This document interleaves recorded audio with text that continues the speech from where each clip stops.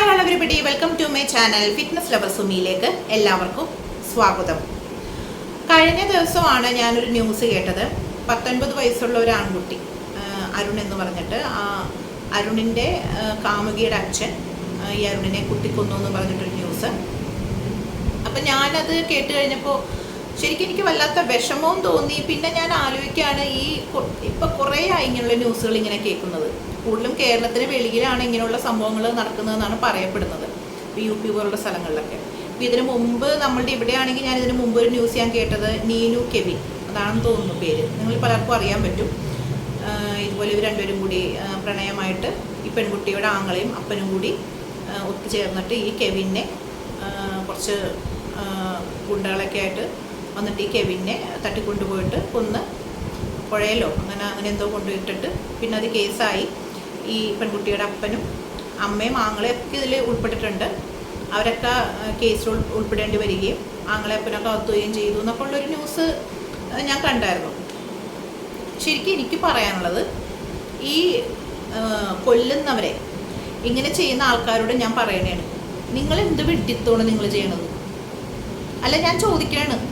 കാരണം എന്താണെന്ന് വെച്ച് കഴിഞ്ഞിട്ടുണ്ടെങ്കിൽ, നിങ്ങളൊരാളെ കൊന്നു കഴിഞ്ഞിട്ടുണ്ടെങ്കിൽ നിങ്ങൾ എന്തായാലും ഇന്നല്ലെങ്കിൽ നാളെ പിടിക്കപ്പെടും. നിങ്ങൾക്ക് മനസ്സമാധാനത്തോടെ ജീവിക്കാൻ പറ്റും. ഇന്ന് പിടിക്കപ്പെടും, നാളെ പിടിക്കപ്പെടും, ഇങ്ങനെ ടെൻഷൻ കൊണ്ട് നിങ്ങൾക്ക് ജീവിക്കാൻ പറ്റും. പിടിക്കപ്പെട്ട് കഴിഞ്ഞാൽ നിങ്ങൾ അകത്ത് പോകും.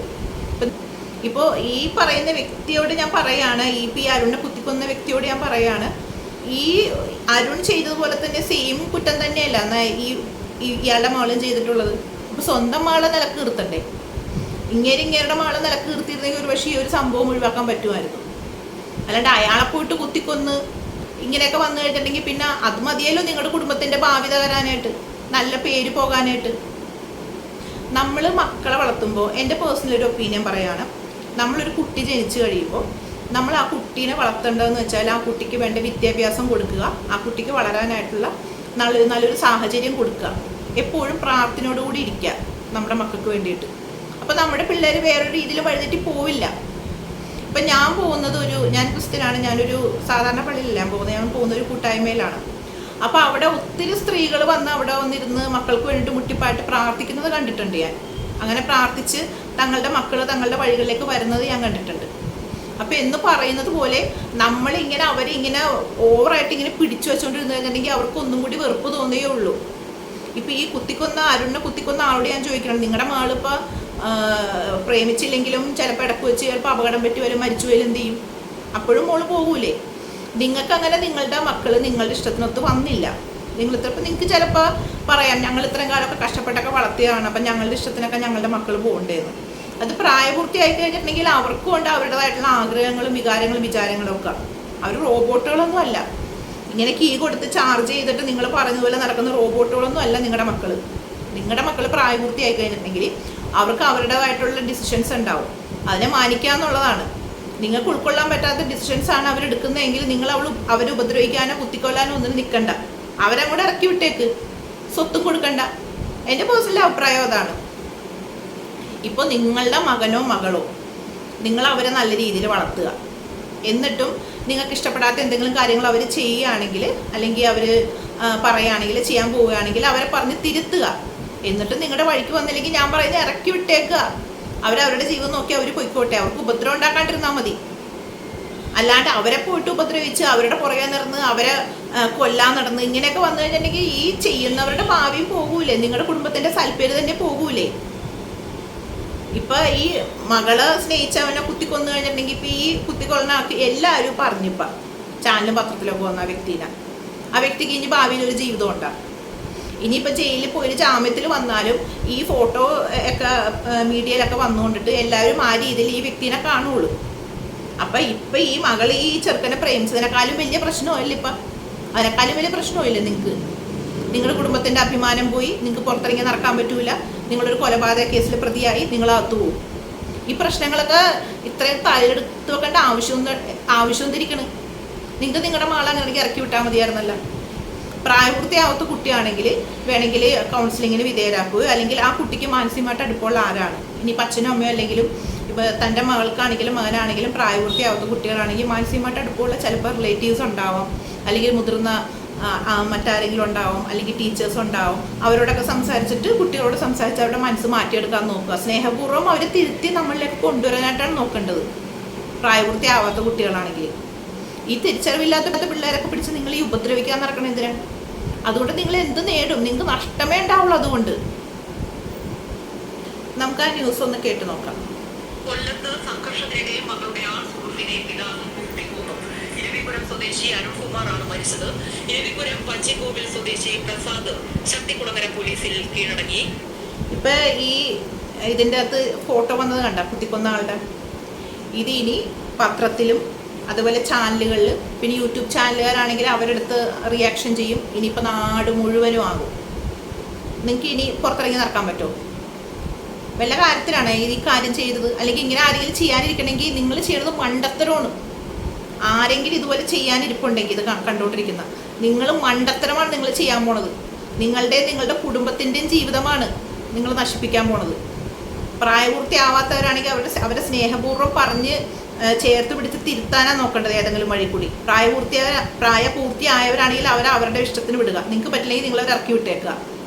അത് ഇത്രയും പ്രോബ്ലം ഉണ്ടാവില്ല. അല്ലാണ്ട് ഇതുപോലുള്ള അതിക്രമങ്ങൾ ചെയ്തു കഴിഞ്ഞിട്ടുണ്ടെങ്കിൽ നിങ്ങളുടെ കുടുംബത്തിൻ്റെ ഭാവി പോക്കാണ്.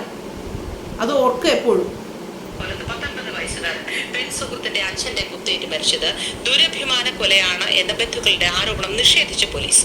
മകളും അരുണും തമ്മിലുള്ള പ്രണയം വിലക്കിയിട്ടും തുടർന്നതിലെ വിരോധമാണ് ആക്രമണത്തിലേക്ക് നയിച്ചത്. മദ്യലഹരിയിലാണ് പ്രസാദ് അരുണിനെ വിളിച്ചു വരുത്തിയതും ആക്രമിച്ചതും. ശ്വാസകോശത്തിലെ ആഴത്തിലുള്ള മുറിവാണ് മരണകാരണമെന്ന് പോലീസ് പറഞ്ഞു. കൂടുതൽ വിവരങ്ങൾ കണ്ണനായർ നമസ്കാരം. ഈ 19കാരന്റെ കൊല അത് ദുരഭിമാന കൊലയല്ല എന്ന് പോലീസ് പറയുമ്പോഴും പിന്നെ എന്തിന്റെ പേരിലാണ് കൊലപ്പെടുത്തിയത്? നമ്മൾ അങ്ങനെ ചോദിക്കേണ്ടി വരുമല്ലോ. അഭിമാനത്തിന്റെ പ്രശ്നമായതുകൊണ്ട് ഇരുവരും തമ്മിലുള്ള ബന്ധം തുടരുന്നത് ഇഷ്ടമല്ല എന്ന് തന്നെയല്ലേ? അപ്പോൾ അതിനെ നമുക്ക് ദുരഭിമാന കൊല എന്ന് വേണമെങ്കിൽ വിളിക്കാമല്ലോ.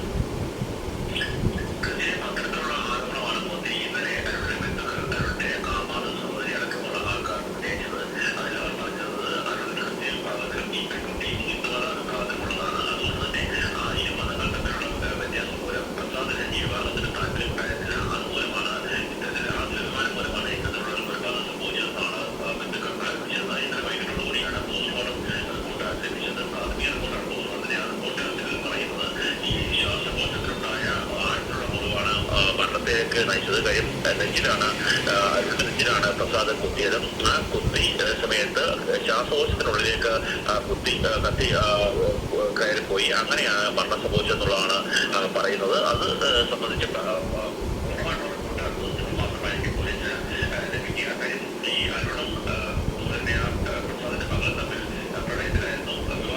കൊടുക്കാൻ ബന്ധുക്കണ്ടായിരുന്നു. എന്നാൽ ഈ പ്രസാദിന് താല്പര്യമുണ്ടായിരുന്നില്ല. അതിന്റെ പേരിലുള്ള വൈരാഗ്യങ്ങൾ. അപ്പോൾ ഈ പെൺകുട്ടിയുടെ അച്ഛന് താല്പര്യം ഉണ്ടായിരുന്നില്ലെന്നാണ് പറയുന്നത്. അപ്പോൾ അതുകൊണ്ടാണ് ഇങ്ങനെ ചെയ്തതെന്നാണ് പറയുന്നത്.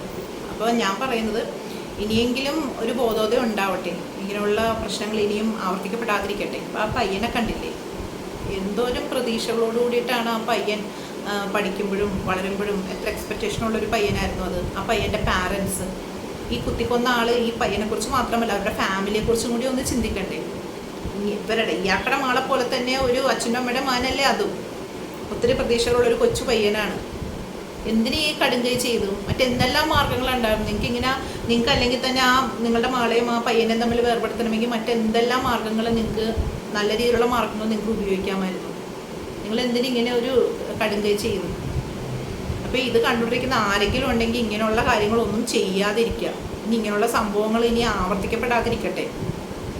നിങ്ങളുടെ മക്കളെന്ന് പറയുന്നത് നിങ്ങൾ മാതാപിതാക്കന്മാർ പറയുന്നത് മാത്രം കേൾക്കുന്ന ആൾക്കാരൊന്നും അല്ല മക്കൾ. നിങ്ങൾ കീ കൊടുത്തു വിടുന്നത് പോലെ നിങ്ങൾ പറയുന്നത് കേൾക്കാൻ മാത്രം ഇരിക്കുന്ന ആൾക്കാരൊന്നും അല്ല മക്കളെന്ന് പറയുന്നത്. അവർക്കും അവരുടേതായിട്ടുള്ള വ്യക്തിത്വങ്ങളുണ്ട്, ഇഷ്ടങ്ങളുണ്ട്, ആഗ്രഹങ്ങളുണ്ട്. അതുകൊണ്ട് മനസ്സിലാക്കിയിട്ട് വേണം മാതാപിതാക്കന്മാർ അവരോട് നിൽക്കാൻ വേണ്ടിയിട്ട്. പ്രായപൂർത്തിയായ മക്കളോട് മാതാപിതാക്കന്മാർക്കും വേണം ഒരു മിനിമം ബഹുമാനമൊക്കെ. മക്കളാണെന്ന് വിചാരിച്ച് എന്തും അവരെ ചെയ്യാം പറയാം എന്നുള്ള ആ ഒരു മനോഭാവം അത് മാറ്റണം. ഇപ്പോൾ മാതാപിതാക്കന്മാരാണെങ്കിലും മക്കളെ വളർത്തുന്നത് അവരുടെയും കൂടി സന്തോഷത്തിന് വേണ്ടിയിട്ടല്ലേ, ഈ മാതാപിതാക്കന്മാരുടെ സന്തോഷത്തിനും കൂടി വേണ്ടിയിട്ടല്ലേ. കാരണം അവർ വിവാഹിതരായ അവർക്ക് ആദ്യമായിട്ട് അവരുടെ ചായയുള്ളൊരു കുഞ്ഞിനെ കണ്ട് ആ കുഞ്ഞിനെ വളർത്തി ആ കുഞ്ഞ് ആദ്യമായിട്ട് അച്ഛ അമ്മ എന്ന് വിളിക്കുമ്പോൾ ഒരു ത്രില്ല്, പിന്നെ ആ കുഞ്ഞിനെ എടുത്തുകൊണ്ട് നടന്ന് ആ കുഞ്ഞിനെ സ്കൂളിൽ കൊണ്ടുപോയി ചേർത്ത് ആ കുഞ്ഞിൻ്റെ ചിരിയും സംസാരവും സ്നേഹമൊക്കെ കിട്ടി. ശരിക്കും മാതാപിതാക്കന്മാരും സ്വാർത്ഥരാണ്. മാതാപിതാക്കന്മാരുടെ കൂടി സന്തോഷത്തിന് വേണ്ടിയിട്ടാണ് മക്കളെ വളർത്തുന്നത്, ഇല്ലേ? അങ്ങനെയാണ്. അപ്പോൾ ഞാൻ പറയുന്നത്, നിങ്ങളുടെ സന്തോഷത്തിന് വേണ്ടിയിട്ടാണ് നിങ്ങൾ ആ മക്കളെ വളർത്തുന്നത്. അപ്പോൾ ആ മക്കളുടെ സന്തോഷം കൂടി നിങ്ങൾ പരിഗണിക്കുക. പിന്നെ ഞാൻ ചോദിക്കുന്നത്, നിങ്ങൾക്ക് ഒരു വ്യക്തിനെ ചെന്ന് ഉപദ്രവിക്കാനോ കൊല്ലാനോ ഒക്കെ ഉള്ള അവകാശം നിങ്ങൾക്ക് എന്താ ഉള്ളത്? മറ്റൊരു അച്ഛനും അമ്മയും വളർത്തി വലുതാക്കി, അവർ ചെല്ലും ചെലവിനും കൊടുത്ത് വളർത്തി വലുതാക്കി വേറൊരാൾ ചെന്നിട്ട് അയാൾ ഉപദ്രവിക്കാനോ കൊല്ലാനായിട്ടൊക്കെ ഉള്ള അവകാശം എന്താണ്? എന്ത് റൈറ്റ്സാണ് നിങ്ങൾക്കുള്ളത് വേറൊരാളെ നിങ്ങൾക്ക് ഉപദ്രവിക്കാനായിട്ട്? ഇന്നത്തെ വീഡിയോയുടെ പൂർണ്ണമാവുന്നു. വീഡിയോ നിങ്ങൾക്ക് എല്ലാവർക്കും ഇഷ്ടപ്പെട്ടെന്ന് വിചാരിക്കുന്നു. ഇഷ്ടപ്പെട്ടെങ്കിൽ നിങ്ങളെല്ലാവരും ലൈക്ക് ചെയ്യണം. മറ്റൊരു വീഡിയോ ആയിട്ട് നമുക്ക് വീണ്ടും കാണാം. Tata, bye bye.